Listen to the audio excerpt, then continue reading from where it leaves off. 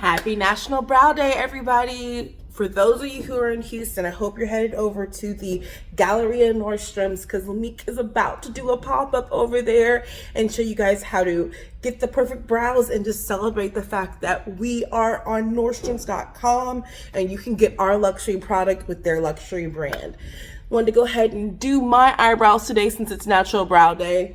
Those of us who have thick eyebrows like mine, before I do it, I wanted to show you guys something. If you have not already, and you have brows like mine, get a brow gel.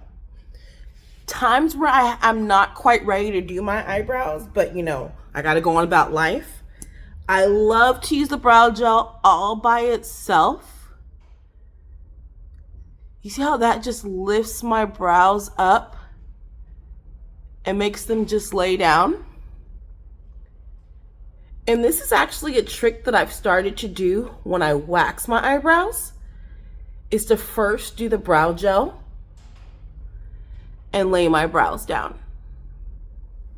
That really helps me to see where I need to take care of and what hairs I need to just leave alone. Okay, so I don't like that bad. Actually, so let me use this mirror to show you guys how I do the brows. So, okay, neat to their face. So I do not believe in making your eyebrows look like everybody else's eyebrows. I believe in making your eyebrows look like your eyebrows and the best that they can be. So, first thing I do before I do anybody's brows is brush them. I did just put that brow gel on, so that brow gel is gonna help my eyebrows lay down because it's important to see where their brows start. Then we're gonna do what's called brow mapping. With brow mapping, we don't, again, make a shape for the brows. We utilize the brows that you have and then also your brow bone. Everybody has a brow bone. So when I'm shaping your eyebrows, that's the most important part, is your brow bone. So making sure, I'm gonna say it again, I'm putting your brows on your brow bone because as you see I'm talking, you can see my eyebrows move as I talk. So that's where my brow bone is. Even if I did not have hair there, my brow bone is still there. So before I apply any wax, I do an outline. Get use the mirror.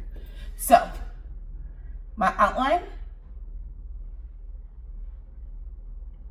and I like to use black because it's darker than my brows. And it's gonna give me an outline to see what hairs I need to remove and what hairs I need to just leave alone. Go up into my arch and down.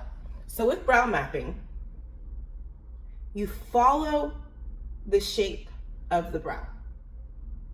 You don't make a shape, you follow it. And because this is a video,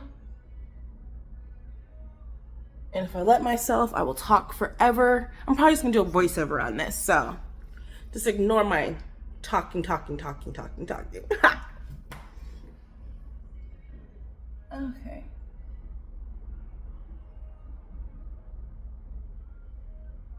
Okay, I have to talk about this. So, a lot of people have eyebrows like mine, like to where they're so thick up here, but then on the ends, they start to thin out. And I feel like to kind of look and make sure my eyebrows are perfect. So both my ends thin out just a little bit. So I always like to really draw in, and I can like feel my bone right there. So I like to really draw in those ends to make sure I don't cut it off even more. For me, that's the most important part of my eyebrow, is this little part right here, because that's where my eyebrows start to differ. So I try to be really, really careful with it. When it comes to my arch, I'm not gonna take this too far up. I'm barely even gonna clean this up. I was born with a unibrow. My eyebrows, if I let them, they will touch all the way in the middle. So I'm not trying to thin my eyebrows out. I'm trying to just keep them as thick and as natural as possible. So when I'm doing that, I'm just following my natural arch. I prefer a rounded but pointed arch. So I make sure I go up into my arch and then I round it down. That's something that is a personal preference. I can honestly go higher up my arch. I can make my arch a little bit lower.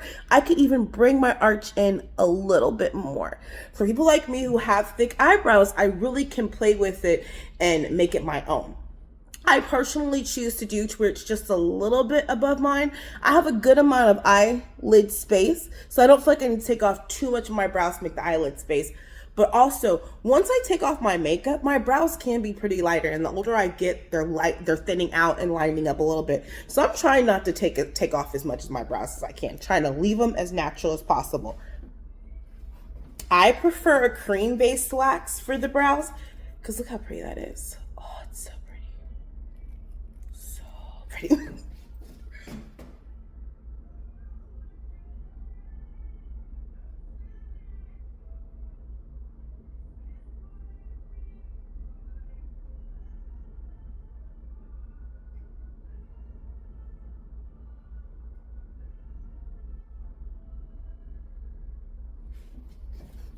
And you see how it goes perfectly in that shape? Perfect. No double dip. Trash. Okay.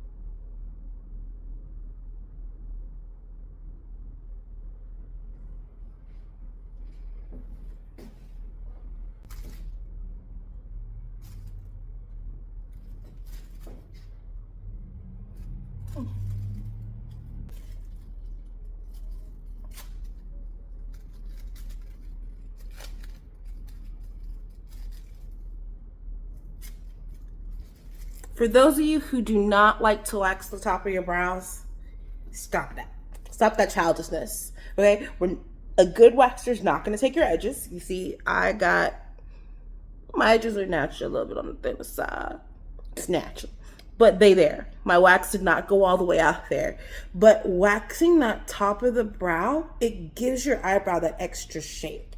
Let me take this off so you can see. Can you see like right here? It looks good. It looks decent. But it doesn't look clean. That eyebrow Looks clean, clean. I'm actually gonna show y'all. Cause I'm not crazy, I am gonna wax this one too.